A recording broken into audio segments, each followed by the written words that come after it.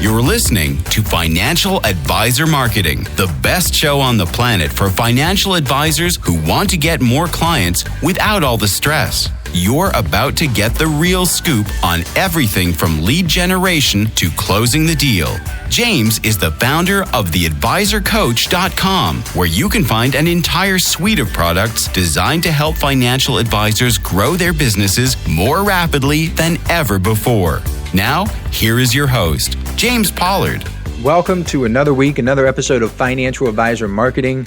This is going to be a good show. Good show. Another week, another good show. And before this particular episode, Jonathan, I was taking a walk and I was listening to your book recommendation, Extreme Ownership. Ooh.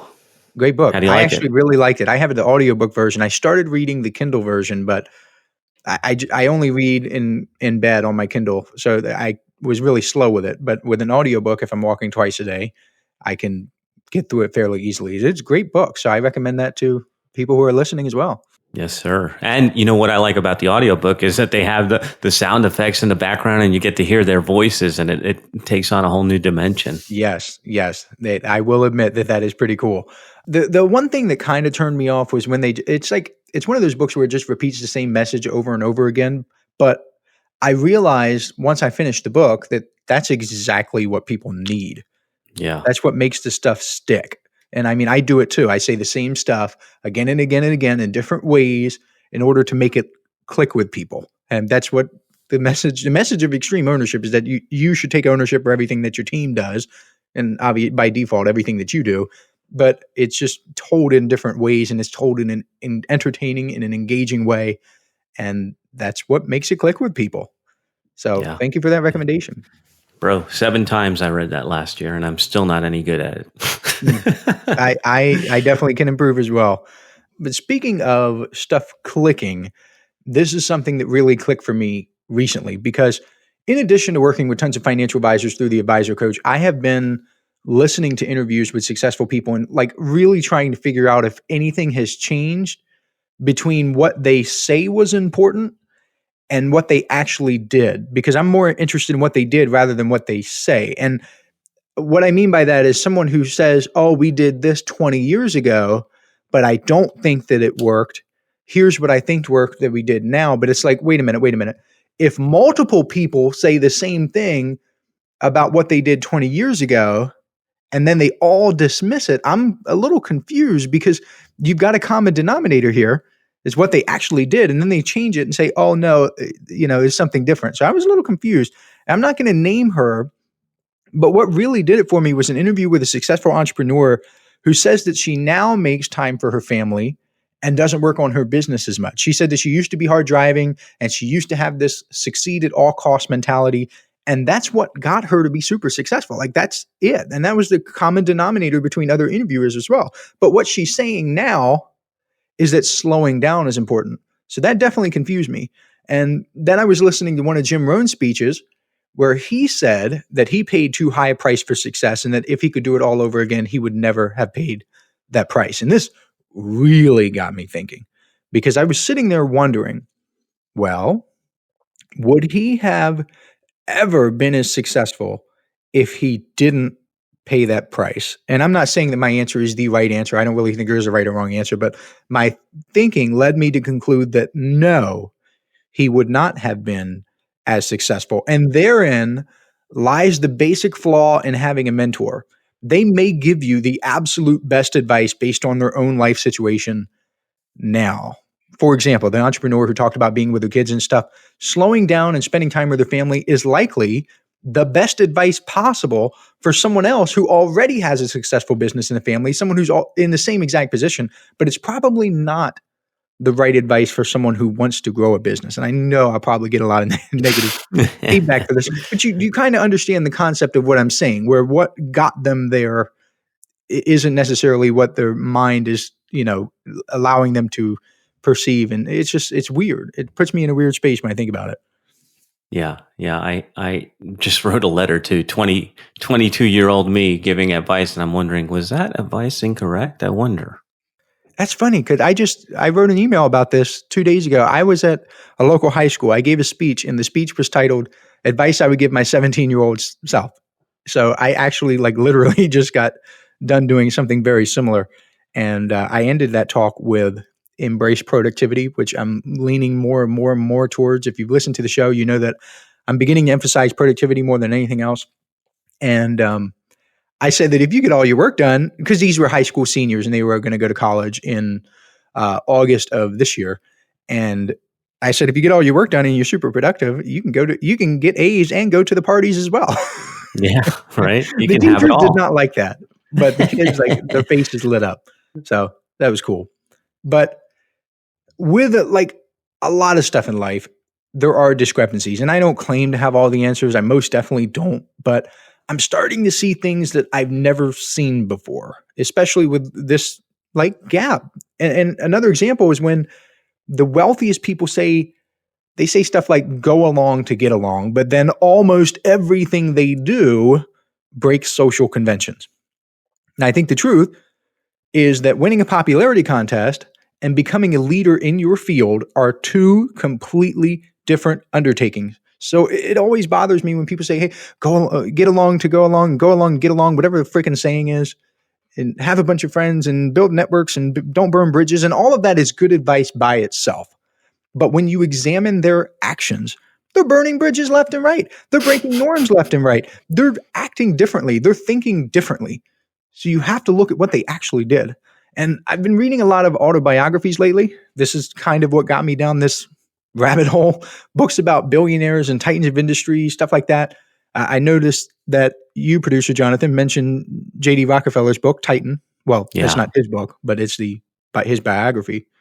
That is a great book as well. It's really long. Yeah. And really, really long and gets kind of dry at times. But like you said on one of our private calls, like he was on a mission from God, or at least he believed he was. Yeah.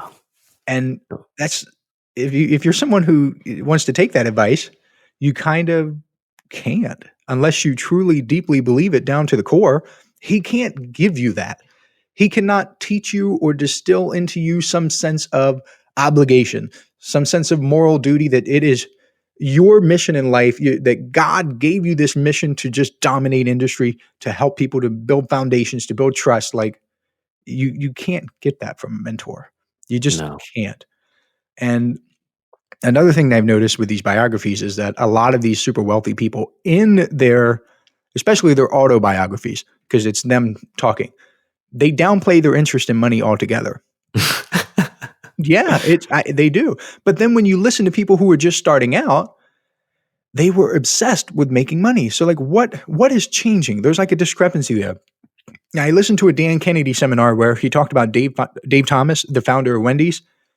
And apparently Dave would literally throw celebration parties when he put his competitors out of business.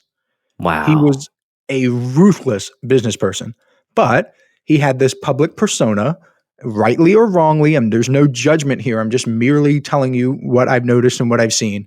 He had this public persona of being a sweet old man. He was like a cuddly grandpa, but you couldn't talk to Dave for more than 5 minutes without him asking you what you were doing to make more money, what you were doing to increase sales. He was focused on the money.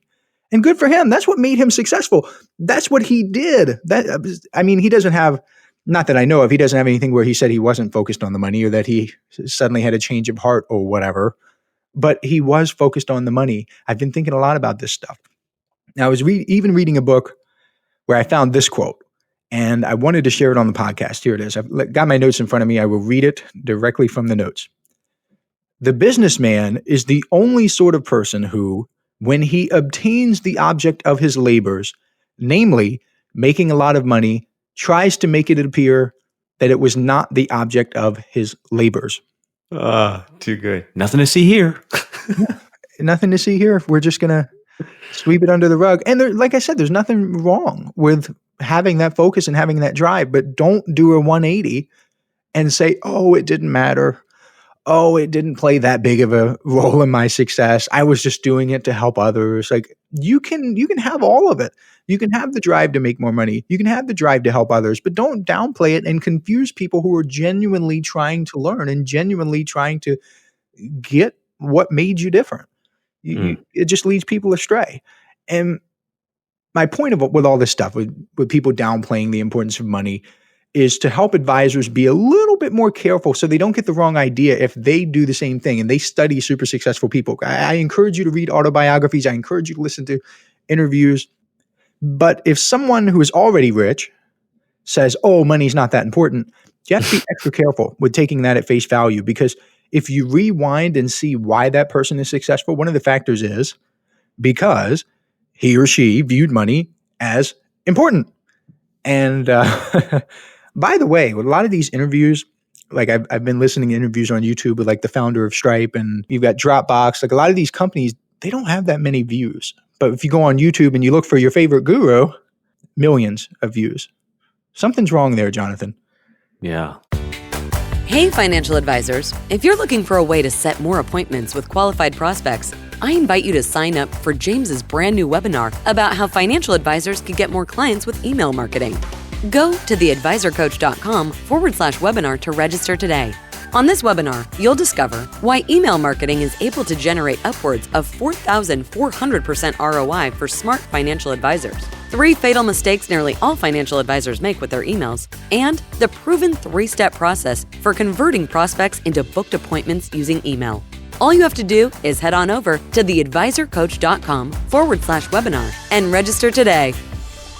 But you've got people who literally formed a company like Dropbox, Drew Houston, or you've got Desk Trainer, you've got Patrick Collison. Like, these are all legit disruptors, industry changers, game changers in every way. But if you Google their names and look for interviews, and they've got them out there, a couple hundred views, a couple thousand views.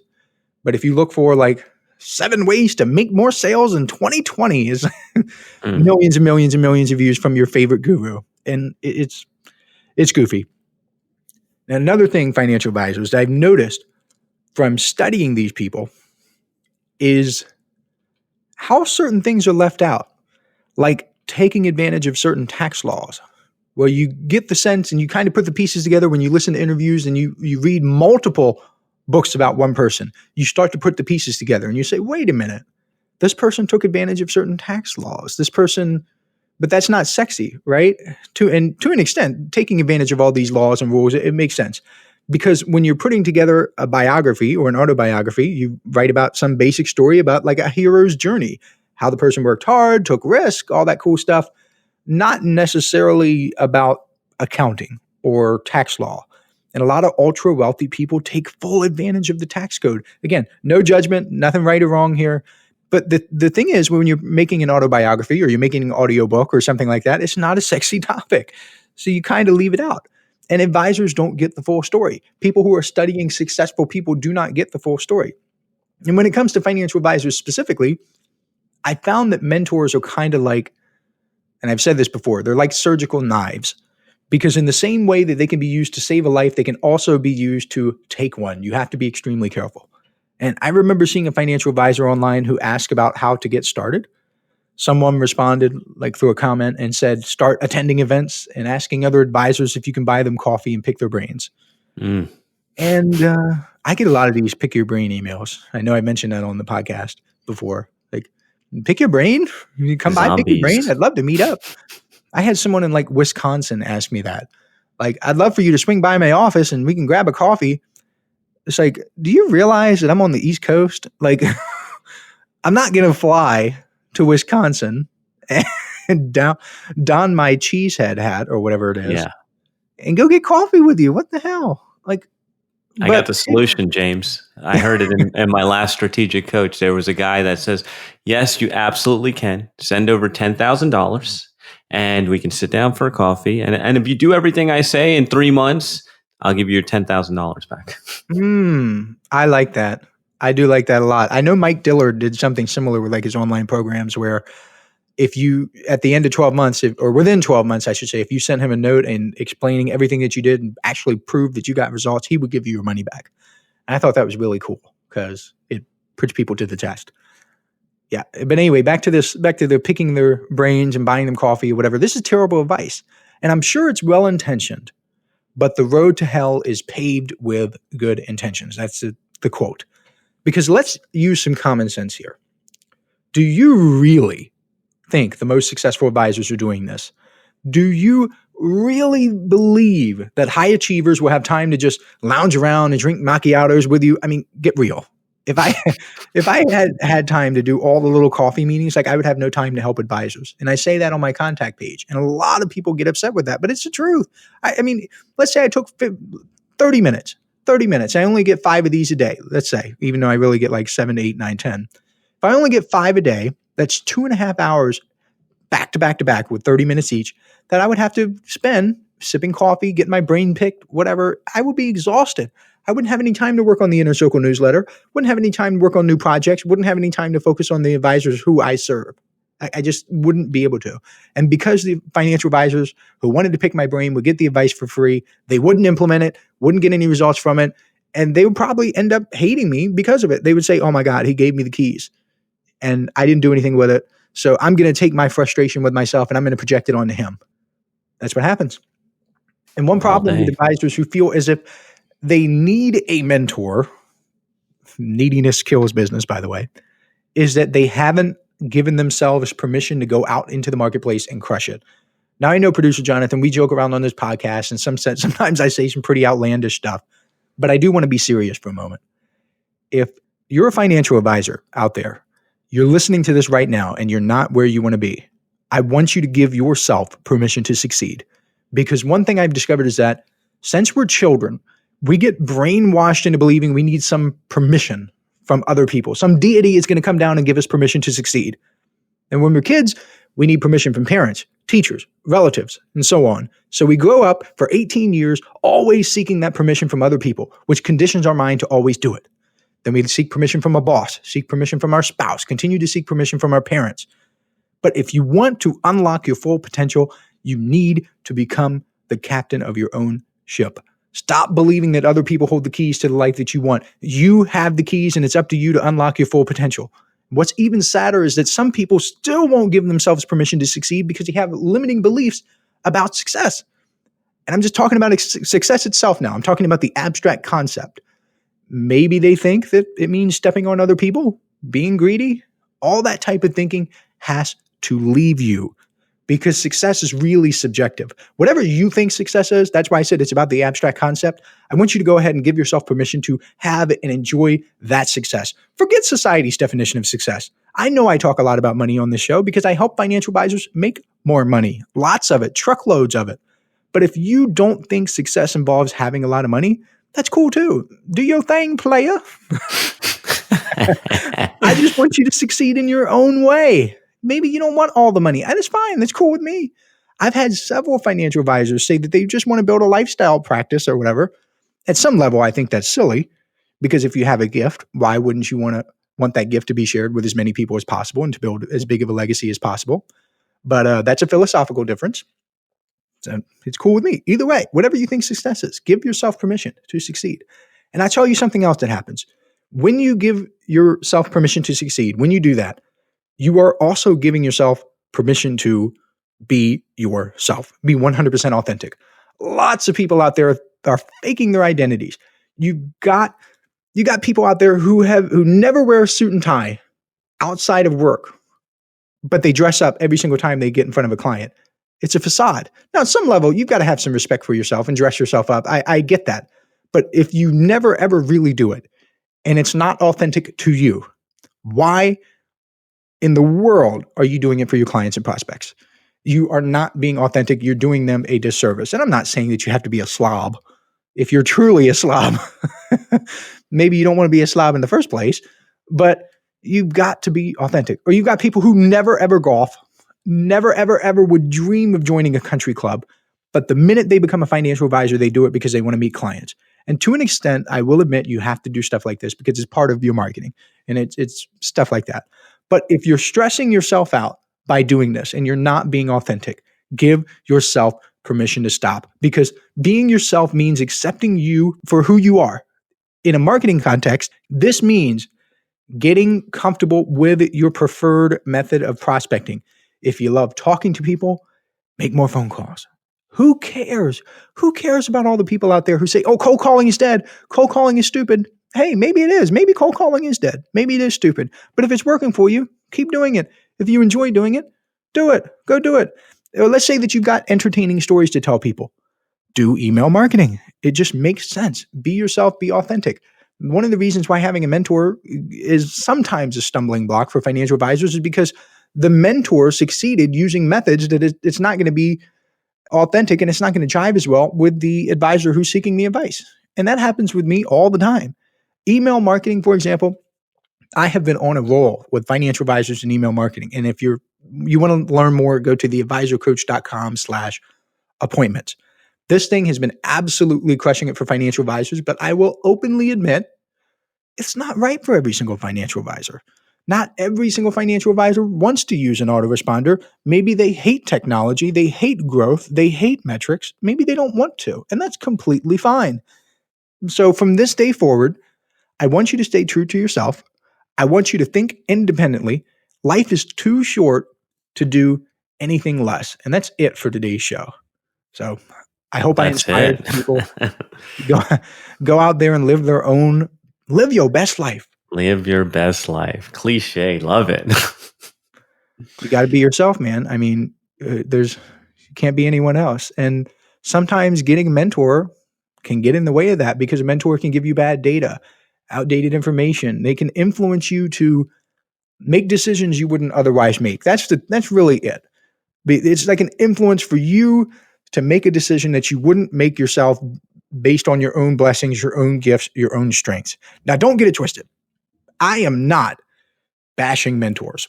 All I'm saying is that you should be very, very careful about choosing a mentor because if you get one, it can have a huge impact on your life in good ways and bad. And like with everything else I talk about in this show, I encourage you, again, I'm stressing this, do your own independent thinking, draw your own conclusions. Do not just take my word for stuff. If I say, oh yeah, mentors can influence you, good or bad, really think about it. Is James saying the right thing? Is this true? Is this true for me?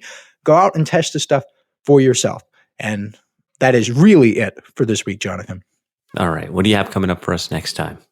Next week, we are going to venture into high-level abstract territory that's meant for deep thinkers only, because next week's episode is going to be called, I think we're going to call it 4 Ways Emotions Are Killing Your Business. And I'm going to talk about how financial advisors get in their own way and sabotage their business because of their emotions. I love this subject. Cannot wait. Fam, another Financial Advisor Marketing is in the can. We will be back in your earbuds next time. Thank you for tuning in. This is thepodcastfactory.com.